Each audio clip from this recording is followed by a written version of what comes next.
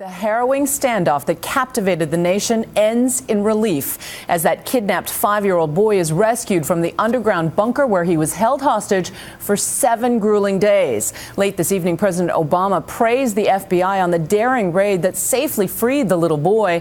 With the details still unfolding, we'd like to welcome ABC's Gio Benitez to this broadcast for the first time with the latest from Midland, Alabama.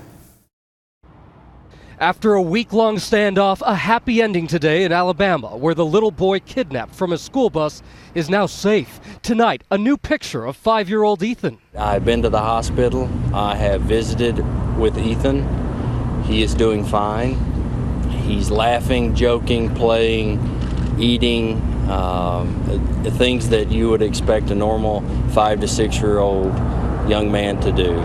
The suspect, 65-year-old Jimmy Lee Dykes, is dead. ABC News has learned authorities were able to insert a high-tech camera into the bunker and monitor Dykes' movements.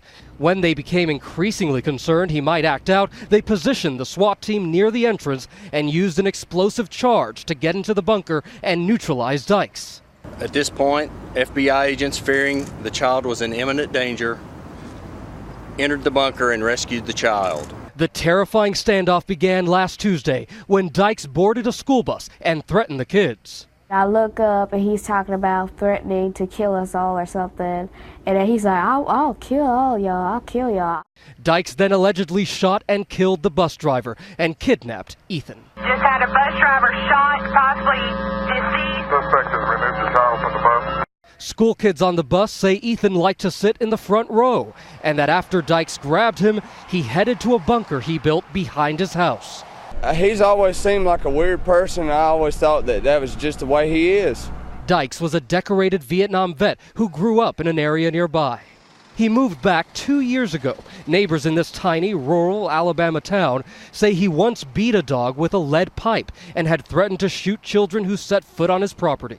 One neighbor saw the underground shelter Dykes had built behind his house. It's lined with those red bricks all in it.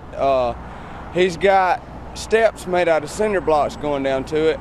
I asked him, I said, you know, what are you using it for? He said, it's going to be my storm shelter. 5-year-old Ethan, who is believed to have autism, was held captive in that underground bunker, just 6 feet by 8 feet, while police and SWAT teams above ground carefully negotiated through a ventilation pipe. Dykes allowed what authorities called comfort items to be sent down that pipe: toys, coloring books, potato chips, and Ethan's medication. Police were careful not to anger Dykes, believed to be watching news reports in the bunker, and even thanked him at one point. I want to thank him for taking care of our child. It's very important that you don't agitate the relationship between the negotiator and the hostage taker.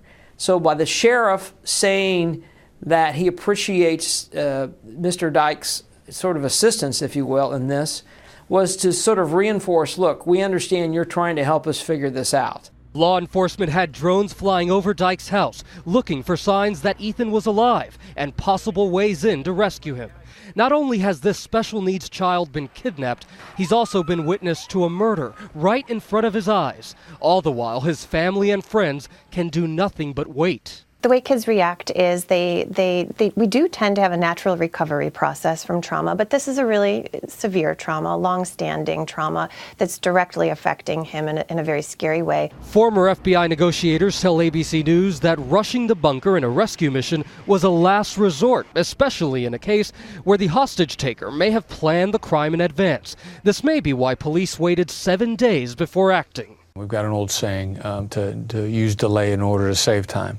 The more patient approach they take, the less likely they are to make mistakes, to move in slowly, to get it right, to communicate properly, and slowly and gently unravel this. Law enforcement sources say authorities had to handle it slowly in order to keep Ethan safe. You have to take into consideration, if you're going to go in that room and go after Mr. Dykes, you have to be extremely careful, because any sort of device you might use against him could obviously harm Ethan because he's right there. Ethan is now at a local hospital for treatment and is said to be physically unharmed.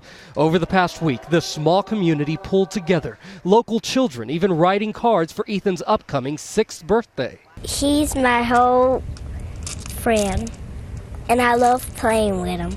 And have prayed at local church services. Ethan, hang tough, little man. We love you. We are praying for you. Tonight, hugs and thanks that those prayers have been answered. For Nightline, I'm Gio Benitez in Midland City, Alabama.